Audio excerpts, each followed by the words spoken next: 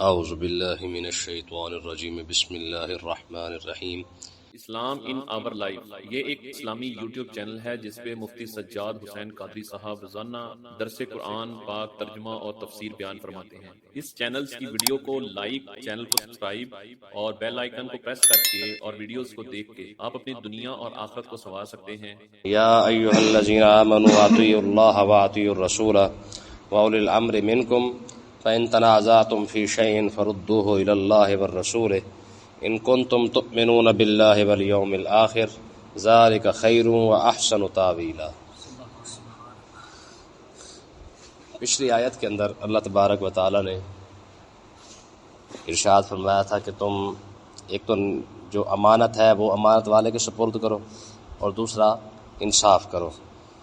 اب یہ دونوں کام کیسے ممکن ہے، اس کی وضاحت اللہ تبارک و تعالی نے اس اگلی آیت کے اندر بیان فرمائی ہے۔ فرمایا کہ وہ امانت والے کے پاس کیسے پہنچ سکتی ہے اور انصاف کیسے ہو سکتا ہے، تو اس کا حل اللہ تبارک و تعالی نے یہ ارشاد فرمایا یا ایھا الذین آمنوا، فرمایا اے ایمان والو، اطیعوا اللہ واطیعوا الرسول، فرمایا سب سے پہلے امانت کو ادا کرنے کا اور انصاف کرنے کا جو بہترین حل ہے وہ یہ ہے اطیعوا اللہ، تم اللہ تعالیٰ کی اطاعت کرو، واطیعوا الرسول اور اپنے رسول کی اطاعت کرو، واولی الامر اور جو تم میں حاکم بنا دیے جائیں ان کی اطاعت کرو، منکم جو تم میں سے ہو۔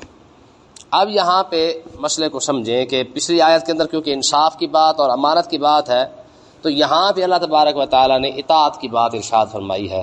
فرمایا کہ سب سے پہلے تو کیا کرو کہ تم اللہ کی اطاعت کرو، پھر اللہ کے بعد اللہ کے رسول کی اطاعت ہے۔ آقا علیہ الصلوۃ والسلام نے حدیث پاک کے اندر ارشاد فرمایا من اطاعنی فقد اطاع اللہ ومن عصانی فقد عصا اللہ، فرمایا جس نے میری فرما برداری کی اس نے اللہ کی فرما برداری کی، جس نے میری نافرمانی کی اس نے اللہ کی نافرمانی کی۔ ٹھیک ہے، یہ سمجھ لیں کہ اللہ کی رسول اللہ کی جو اطاعت ہے وہ اللہ کی اطاعت ہے۔ قرآن مجید کی دوسری آیت ہے من یطع الرسول فقد اطاع اللہ، فرمایا جس نے رسول اللہ کی اطاعت کی اس نے اللہ کی اطاعت کی ہے۔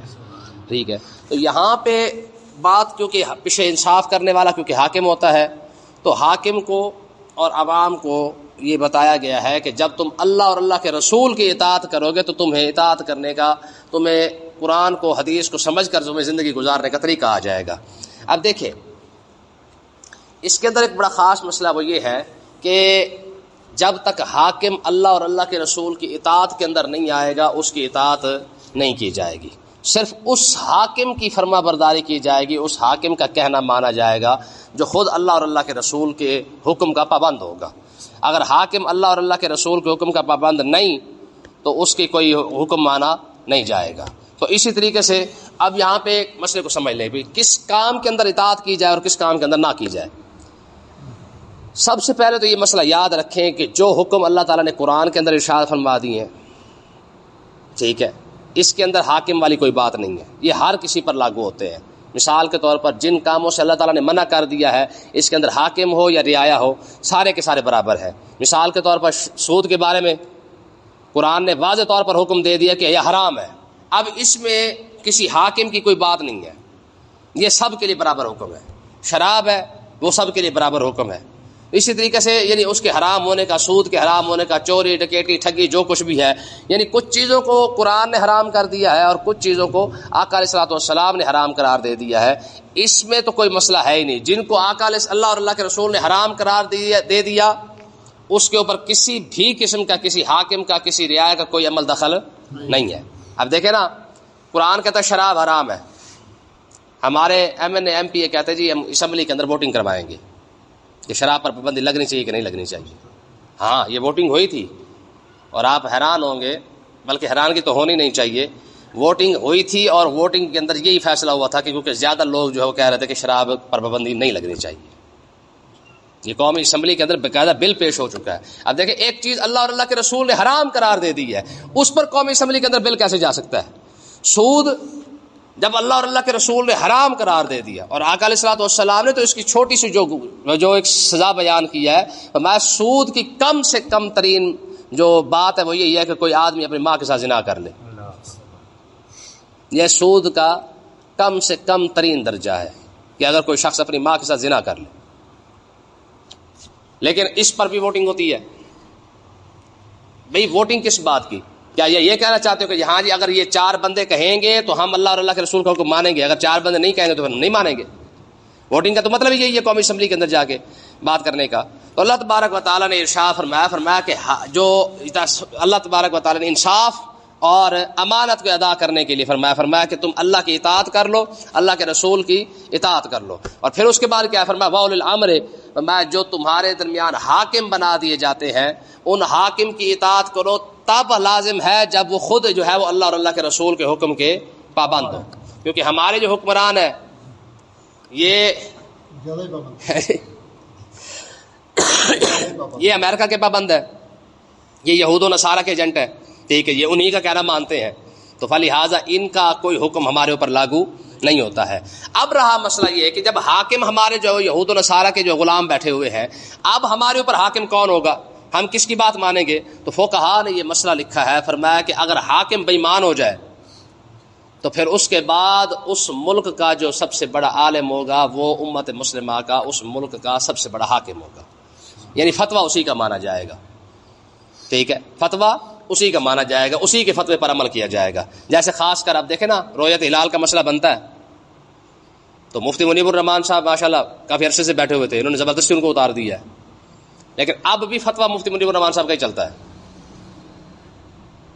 ہاں اب بھی فتویٰ انہیں کا، چاہے اگرچہ انہوں نے کمیٹی الگ بنا دی ہے، ٹھیک ہے جی، لیکن حقیقت یہی ہے کہ اب بھی مفتی منیب الرحمان صاحب جو اعلان کر دے اہل سنت ان پر زیادہ عمل کرتے ہیں، اور الحمدللہ ہم زیادہ ویسے ان پر عمل کرتے ہیں کیونکہ ہمیں مفتی منیب الرحمان صاحب پر اعتماد ہے، اور مفتی اعظم ہے، اس میں کوئی شک نہیں ہے، اہل سنت ان کو مفتی اعظم کہتی ہے مفتی منیب الرحمان صاحب کو، اور مفتی منیب الرحمان صاحب کے فتوے کو پورے اہل سنت جو ہے وہ مانتی ہے۔ تو مطلب کیا ہے کہ علماء نے یہ مسئلہ لکھا ہے کہ اگر حاکم بے ایمان ہو جائے تو پھر کیا کریں؟ میں جو وہاں کا عالم دین ہوگا، جو بڑا عالم دین ہوگا، اسی کے فتوے پر عمل کیا جائے گا، وہی سمجھ لیں کہ شرعی لحاظ سے وہی سب سے بڑا حاکم ہوگا، ٹھیک ہے جی۔ اب اطاعت کے اندر تو بڑی بڑی چیزیں آ جاتی ہیں، فرما برداری کے اندر بڑی بڑی باتیں آ جاتی ہیں، صحابہ کرام نے تو پھر اطاعت کی حد نہیں کر دی ہے، کتنی ان کی مثالیں مل سکتی ہیں صحابہ کرام کے، صلح حدیبیہ کے موقع پر دیکھ لیں، خاص کر وہ جو مشہور واقعہ مولا علی رضی اللہ تعالیٰ عنہ کا ہے، کتنی بڑی بات ہے، آقا علیہ الصلوۃ والسلام کا نماز پڑھ لینا اور مولا علی کا نہ پڑھنا، عصر کی نماز کا، ٹھیک ہے نا جی۔ تو اب دیکھیں ذرا اس کے اندر آقا علیہ الصلوۃ والسلام کا جو حکم ہے نا وہ کیا ہے؟ آقا علیہ الصلوۃ والسلام نے جو لفظ استعمال کیے نا مولا علی رضی اللہ تعالیٰ عنہ کے لیے، جب نماز قضا ہو گئی، نماز قضا ہونے کے بعد آقا علیہ الصلوۃ والسلام نے دعا کیا مانگی، کیا کہا؟ اللہم انہ کان فی طاعتک و طاعت حبیبک، سبحان اللہ، پروردگار علی کی جو نماز قضا ہوئی ہے اس کی وجہ یہ ہے کہ علی تیری بھی فرما برداری کر رہا تھا اور تیرے حبیب کی بھی فرما برداری کر رہا تھا، ٹھیک ہے جی۔ فردد الیہ الشمس، فرمایا آپ مہربانی فرما آپ سورج واپس لوٹا دے، ٹھیک ہے نا جی۔ کیوں؟ اب وہی لفظ جو اطاعت کے لفظ قرآن کے اندر آ رہے ہیں، جو حدیث کے اندر آ رہے ہیں، وہی لفظ آقا علیہ الصلوۃ والسلام نے مولا علی کے لیے استعمال فرمایا اللہم انہ کان فی طاعتک و طاعت رسولک و طاعت حبیبک، یعنی اس طرح کے الفاظ استعمال کیا، فرمایا کہ پروردگار علی تو تیری اطاعت کر رہا ہے، علی تو تیری فرما برداری کر رہا ہے۔ اسی طریقے سے آقا علیہ الصلوۃ والسلام کے لیے فرمایا کہ جب حضور تشریف لا رہے تھے، ایک صحابی رسول نماز پڑھ رہے ہیں، آقا علیہ الصلوۃ والسلام نے بلایا، انہوں نے جلدی جلدی نماز مکمل کی، جب جلدی جلدی نماز مکمل کی نا تو جب حضور کی بارگاہ میں حاضر ہوئے تو آقا علیہ السلام نے فرمایا لیٹ کیوں ہو گیا ہے، دیر کیوں ہو گئی لگائی ہے؟ عرض کی یا رسول اللہ میں نماز پڑھ رہا تھا۔ حضور نے ارشاد فرمایا تو نے قرآن نہیں سنا؟ قرآن مجید کی آیت ہے یا ایھا الذین آمنوا استجیبوا للہ وللرسول اذا دعاکم، فرمایا جب اللہ اور اللہ کے رسول تمہیں بلایا تو فوراً دوڑ کے آیا کرو، تو نے جلدی جلدی نماز مکمل کرنا شروع کر دی ہے، کتنی بڑی بات۔ اور اسی طریقے سے آپ دیکھ لیں جب صلح حدیبیہ کے موقع پر جب وہ آئے بیٹھے تھے وہاں سے مکہ، کفار مکہ آئے نا وہاں پہ مذاکرات کرنے کے لیے، جب مذاکرات ہو رہے تھے تو مذاکرات کے وقت جو اس وقت انہوں نے منظر دیکھا ہے نا آقا علیہ الصلوۃ والسلام کا اور صحابہ کرام کا، تو واپس جا کے انہوں نے جا کے بتایا تو انہوں نے کہا ہاں بھئی یار تم نے وہاں پہ کیا دیکھا، کیا مذاکرات؟ انہوں نے کہا مذاکرات سارے چھوڑو، انہوں نے کہا خدا کی قسم ہم نے جو منظر وہاں پہ دیکھا ہے ہم نے کیسر اور کسریٰ کے دربار کے اندر بھی نہیں دیکھا ہے۔ کہا تم نے کیا دیکھا ہے؟ انہوں نے کہا کوئی بات ہے، وما یحدون النظر الیہ تعظیما لہ، اور ماں کہتے ہیں کہ جناب وہ کوئی شخص آقا علیہ الصلوۃ والسلام کی طرف نظر بھر کے نہیں دیکھتا تعظیم کی وجہ سے۔ 1400 صحابہ کرام بیٹھا ہوا ہے اور 1400 صحابہ کرام میں سے ایک شخص بھی حضور کی طرف نظر بھر کے نہیں دیکھتا۔ اور آگے کیا ہے؟ وما تنخم نخامۃ الا وقعت فیک رجل منهم فدالک بها وجهه وجلدہ، فرمایا کہ حد والی بات یہ ہے کہ آقا علیہ الصلوۃ والسلام اگر تھوک مبارک بھی پھینکتے ہیں نا تو وہ بھی زمین پر نہیں گرتا ہے. 1400 کا 1400 صحابہ کرام ایسے ہاتھ کر کے کھڑا ہوتا ہے.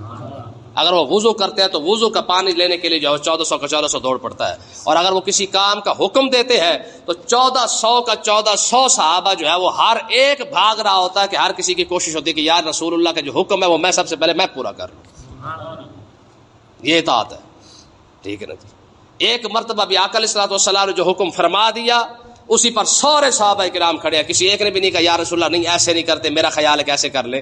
نہ, سوال ہی پیدا نہیں ہوتا. تو اللہ تبارک و تعالیٰ نے ارشاد فرمایا ایمان والو اللہ کی اطاعت کرو یا اللہ کے رسول کی, اور اللہ کے رسول کی اطاعت کرو, اور تم میں سے جو صاحب ایمان حاکم ہو. ہاں دیکھیں نا جی, بڑے بڑے بادشاہ ہمارے گزرے ہیں جو صاحب ایمان گزرے ہیں. حضرت خواجہ قطب الدین بختیار کاکی کے جنازے کی بات مشہور ہے نا, کہ جب کہا گیا کہ ہاں بھی حضرت خواجہ قطب الدین نے وصیت کی تھی نا کہ میرا جنازہ وہ بندہ پڑھائے جس نے عصر کی سنتیں بھی قضا نہ کی ہو, عشاء کی سنتیں بھی قضا نہ ہوئی ہو, کسی غیر محرم کو دیکھا بھی نہ ہو, اور آج تک یہ نہ کیا ہو وہ نہ کیا ہو, کئی شرطیں رکھی. تو جب ان کا جنازہ رکھا گیا تو کیا ہوا, اور ان کی وصیت وغیرہ پڑھ کے سنائی گئی کہ ہاں بھائی کون ان کا جنازہ پڑھائے گا. ظاہر ساروں کی خواہش تو تھی نا کہ آخر خواجہ معین الدین چشتی اجمیری کا خلیفہ ہے, بابا فرید کا پیر ہے, تو ان کا جنازہ پڑھانے والا تو پھر خوش نصیب ہے نا.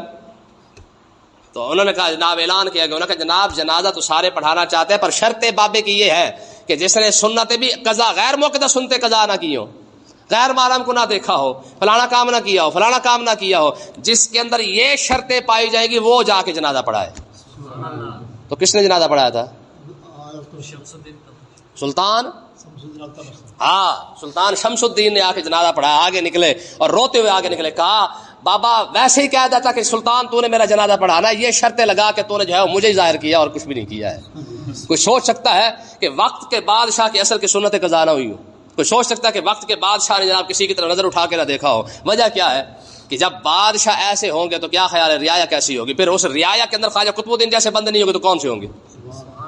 جب سلطان شمس الدین التمش اگر یہ تخت پر بیٹھا ہو اور اس کی اثر کی سنت قضا نہ ہو تو یہ اگر بادشاہ ایسا ہے تو پھر رعایا بھی تو پھر خواجہ قطب الدین جیسی ہے نا. ہاں بادشاہ بندے کا پتر بن کے بیٹھا ہو نا تو پھر رعایا بھی بابا فرید جیسی ہو جاتی ہے. اگر بادشاہ وقت کا پتر بندے کا پتر نہ بن کے بیٹھا ہو تو پھر جو مرضی کرتے رہے. یہ حقیقت ہے, اور ہمارے علماء نے یہ مسئلہ لکھا ہے باقاعدہ. وہ کہتے ہیں الناس علی دین ملوکہم, فرمایا لوگ ہمیشہ اپنے بادشاہوں کے دین پر ہوتے ہیں. مطلب کیا ہے کہ بادشاہ جیسے جیسے کرتے جائیں گے لوگ ویسے ویسے ان کو دیکھتے جائیں گے, ویسے ان کی عادتیں بنتی جائیں گی. حضرت عمر بن عبدالعزیز رضی اللہ تعالیٰ عنہ, دو بزرگ بیٹھے تھے, انہوں نے کہا یار عمر بن عبدالعزیز کی خاص بات کیا ہے؟ تو دوسرے نے جواب دیا, اس نے کہا ذرا بات سن ذرا. انہوں نے کہا عمر بن عبدالعزیز سے پہلے جتنے بادشاہ آئے نا ان میں سے ایک کو شوق تھا عمارتیں بنانے کا. جب ہم صبح سویرے بازار کے اندر اٹھ کے آتے نا تو لوگ یہ باتیں کرتے, ہاں بھائی فلانا محل کیسا بنا ہے, فلانی دکان کیسے بنی ہے, فلانی ماڑی کیسی بنی ہے. کہتے ہیں اس میں سے ایک بادشاہ کا شوق تھا یہ جانور وغیرہ پالنے کا. تو فرماتے ہیں کہ ہم نے دیکھا بازار کے اندر جب آتے نا تو لوگ ویسی ہی باتیں کر رہے ہوتے تھے جیسے بادشاہ کے شوق ہوتے تھے, ویسی ہی باتیں جو ہے وہ بازار کے اندر لوگ کر رہے ہوتے. کہتے جب حضرت عمر بن عبدالعزیز رضی اللہ تعالیٰ عنہ جب یہ آئے ہیں اور انہوں نے آ کے تخت پر بیٹھے ہیں تو جب ہم بازار کے اندر آتے تو لوگوں کی جب باتیں سنتے ہیں تو لوگ کہتے تھے ہاں بھائی تو نے رات کتنا قرآن پڑھا؟ وہ کہتے جی میں نے 15 سپارے پڑھے. وہ کہتے میں نے 18 سپارے رات پڑھے ہیں. تو جیسے جیسے بادشاہ کا دین ہوتا جائے گا ناسو علی قدر ملوکہم, ٹھیک ہے جی, یہ اصول علی دین ملوکہم علی قدر ملوکہم, ٹھیک ہے نا جی. لوگ جیسے بادشاہ ہوں گے ویسے ویسے رعایا بنتی جائے گی. تو اس طریقے سے آپ دیکھیں حضرت خواجہ نظام الدین اولیاء محبوب علیہ رحمۃ اللہ علیہ, آپ فرماتے میں پڑھتا تھا تو میرے استاد کے پاس نا ایک مجذوب آیا کرتا تھا, ابو بکر نام تھا اس کا. کہتے ہیں کہ ایک دن وہ آیا کافی دنوں کے بعد, تو میرے استاد نے اس سے پوچھا, کہا ابو بکر کہاں گیا تھا؟ اس نے کہا جی پہلے تو میں گیا تھا ملتان, پھر میں آیا اجودن سے ہوتے ہوئے پھر میں آپ کے پاس آ گیا ہوں دلی کے اندر. کہا پھر تو نے کیا دیکھا ہے؟ استاد کہنے لگے, کہہ رہے جی وہ ابو بکر کہنے لگا جی میں نے ملتان کے اندر دیکھا ہے جہاں بھی دو بندے کھڑے ہیں وہاں پہ اللہ اللہ کر رہے ہیں. ٹھیک ہے, کہا کیا وجہ کیا ہے؟ کہا وجہ کیوں کوئی شاہ رخ نے عالم نہیں بیٹھا وہاں پہ.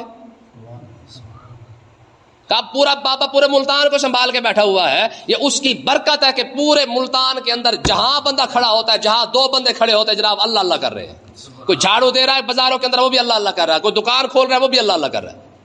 کہا پھر میں آ گیا جودن کے اندر یعنی پاک پتن کے اندر. کہا یہاں پہ کیا دیکھا ہے؟ کہا اوئے ہوئے ہوئے یہاں تو پوچھ ہی نہ. اس نے کہا ہوا کیا؟ اس نے کہا جہاں 2 بندے کھڑے ہوتے ہیں وہ اسے دیکھ کے روتا ہے, وہ اسے دیکھ کے روتا ہے.